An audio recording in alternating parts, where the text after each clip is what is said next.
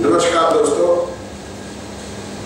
मैं कई विद्यार्थियों को देखता हूँ, वो बात करते हैं कि पहले घर का स्वामी पहले घर में होगा तो क्या रिजल्ट देगा, दूसरे भाव का स्वामी दूसरे भाव में होगा तो क्या रिजल्ट देगा। इस वीडियो में हम इस पे बात करेंगे कि दूसरे भाव का स्वामी दूसरे भाव में होगा तो क्या फल देगा। दूसरे भाव का स्वामी दूसरे भाव में होगा तो इसके कई परम्यूटेशन कॉम्बिनेशन बन जाएंगे। जैसे दूसरे भाव के अंदर अगर वृष राशि है तो उसका स्वामी शुक्र है तो उसके क्या रिजल्ट होंगे। इस प्रकार से दूसरे भाव का स्वामी अगर मंगल है, मेष राशि है तो फिर क्या होगा, मिथुन राशि है फिर क्या होगा, कर्क राशि है फिर क्या होगा, सिंह राशि है फिर क्या होगा। अब ये स्वामी वक्री होंगे तो क्या होगा। अब भाव जो है वह आगे बढ़ता है, जैसे लगन जो है 1 डिग्री का या 2 डिग्री का 3 डिग्री का, इस प्रकार से जब लगनों में फर्क आता चला जाएगा, लगन की डिग्री में फर्क आता चला जाएगा तो दूसरे भाव की डिग्री में भी फर्क आता चला जाएगा लॉगिज में, तो फिर वो रिजल्ट्स बदल जाएंगे। इस प्रकार से शुक्र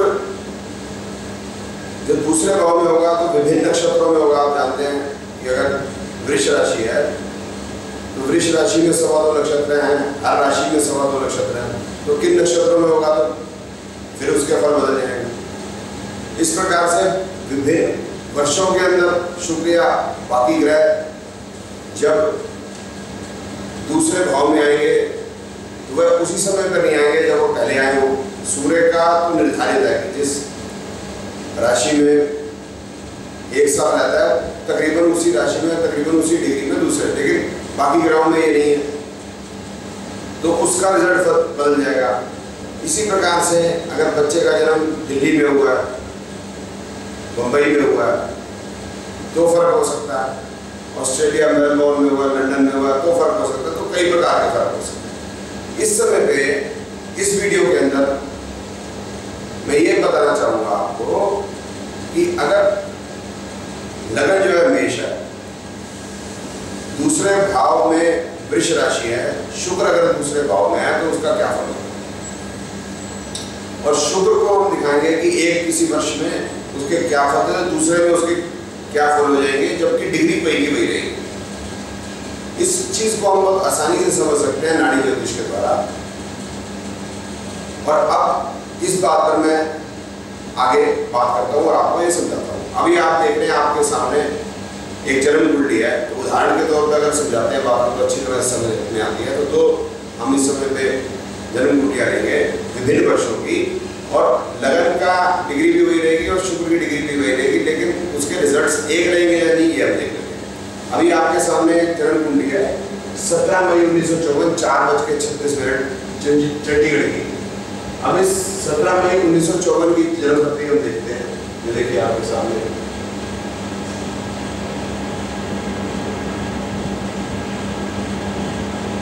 शुक्र की जो डिग्री है वह है 28 डिग्री 48 मिनट, तकरीबन 29 डिग्री। लगन की डिग्री 15 डिग्री 20 मिनट। और दूसरा एक और एग्जाम्पल ले लेते हैं, उदाहरण 29/4/64 चंडीगढ़ 5:43 लगन की डिग्री 12 डिग्री 20 मिनट तकरीबन वही, और शुक्र की डिग्री भी वही है 29 डिग्री के आसपास। तो पहले उदाहरण में चलते हैं। अब ये देखते हैं कि शुक्र जो है मंगल के नक्षत्र में है और शनि के उपनक्षत्र। अब ये शुक्र क्या फल देगा, देखिए शुक्र जो है वह दूसरे भाव में बैठा है और 7वें भाव का स्वामी, वह दूसरे और 7वें के फल देगा। दूसरे में ही बैठा है 2/7 का स्वामी 2/7 के फल देगा। मंगल पहले और 8वें भाव का स्वामी है, 2 में बैठा है 1/8 के फल देगा।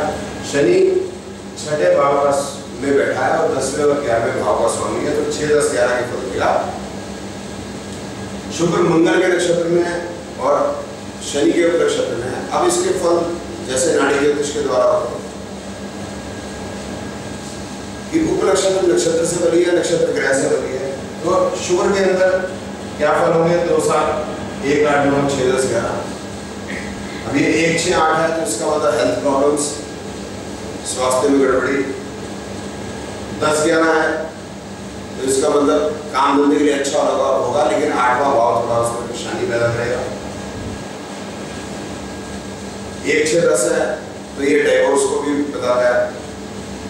2, 7, 11 भी है, हालांकि बहुत कनेक्टेड नहीं है, लेकिन शुक्र है तो विवाह को भी शुक्र बताता है और डाइवोर्स को भी बताता है। अब इसको कंक्लूड कर लेते हैं। ये डाइवोर्स को भी बताता है, स्वास्थ्य में गड़बड़ी बताता है, काम धंधा अच्छा बताता है, लेकिन उसमें समस्याएं जरूर रहेंगी, विवाह को बताता है। अब ये दूसरा देख लेते हैं। ये दूसरा जो उदाहरण है, इसमें शुक्र दूसरे भाव में बैठा है और 2 और 7 का स्वामी है, 2, 7। मंगल पहले और 8वें भाव का स्वामी है, 12वें भाव में बैठा है। और शनि जो है 10वें और 11वें भाव का स्वामी है और 11वें भाव में बैठा है, तो शनि 10, 11 भाव होता है। अब इसमें देखते हैं तो ये 2, 7, 11 वैसे ही कनेक्टेड, इतना आसान नहीं है, लेकिन है और ये शुक्र है तो विवाह हो जाता है। अब 1, 10 है तो इसका अर्थ ये होगा, ये डाइवोर्स बताता है, लेकिन उतना तगड़ा नहीं बताता, उतना मजबूती से नहीं बताता जिस प्रकार से दूसरा शुक्र बताता था। 1, 8, 12 है, इसका मतलब समस्याएं बहुत अधिक रहेंगी काम धंधे में।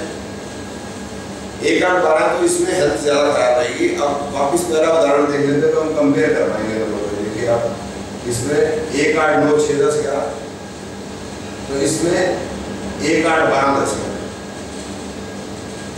अब इसमें हेल्थ प्रॉब्लम अलग होगी, उसमें हेल्थ प्रॉब्लम अलग होगी। इसमें 7, 8, 12 मतलब गुस्सा, और जो पहले उदाहरण है उसमें 2, 1, 6 है, अर्थात अवसाद या डिप्रेशन। नेचर में जमीन आसमान का फर्क है। तो अब आप ये देख सकते हैं कि एक 1954 का हमने उदाहरण लगाया, 1954 का उदाहरण लगाया, लेकिन शुक्र के रिजल्ट्स में, शुक्र के फलों में बिल्कुल फर्क है। और वह शुक्र जो है अपने दशा अंतर में अलग अलग फल देगा। तो दोस्तों, जब भी कोई ये इस प्रकार से बात करता है या पुस्तकों में लिखा होता है कि दूसरे भाव का स्वामी ये फल देगा, तो उस प्रकार से अगर आप फल बताने की कोशिश करते हैं या फल बताते हैं तो आप गड़बड़ करेंगे। इस प्रकार से पढ़ के चले जाएंगे या उसको याद करेंगे तो गड़बड़ होगी। लेकिन नाड़ी ज्योतिष के द्वारा अगर आप नक्षत्रों और उप नक्षत्रों को इस प्रकार से नजर डालेंगे तो आप पाएंगे आप उसको सटीक फलादेश कर पाएंगे। वो लोग अब ऐसा क्यों लिखते हैं, इसका क्या मतलब है, वो बड़ा आसान है समझना कि उनको समझ नहीं। जो लोग पुस्तकों में लिख रहे हैं कि दूसरे भाव का स्वामी दूसरे भाव में होगा तो ये फल होगा, या लेक्चर दे रहे हैं कि दूसरे भाव का स्वामी दूसरे भाव में होगा तो आप याद करिए, रख लीजिए, तो वो गलत ही उसके फल आएंगे। वो आपको बाद में देख लिया। अब वो ऐसा क्यों करते हैं, बड़ी सीधी सी बात है, उनको समझ नहीं। हम ऐसा क्यों बता रहे हैं, क्योंकि ये हमने पा लिया है कि ये इसके जो ग्रह के फल हैं दूसरे भाव को दूसरे भाव का स्वामी दूसरे भाव में होगा तो ये फल होगा। तो ये पा लिया कि ये इसी प्रकार से फल है। और ये सिर्फ दूसरे का दूसरे नहीं, दूसरे का तीसरे में होगा तो भी ऐसे देगा, लेकिन दूसरे का दूसरे में हो और अलग वर्षों में अगर आता है तो उसके फल जो है अलग होंगे।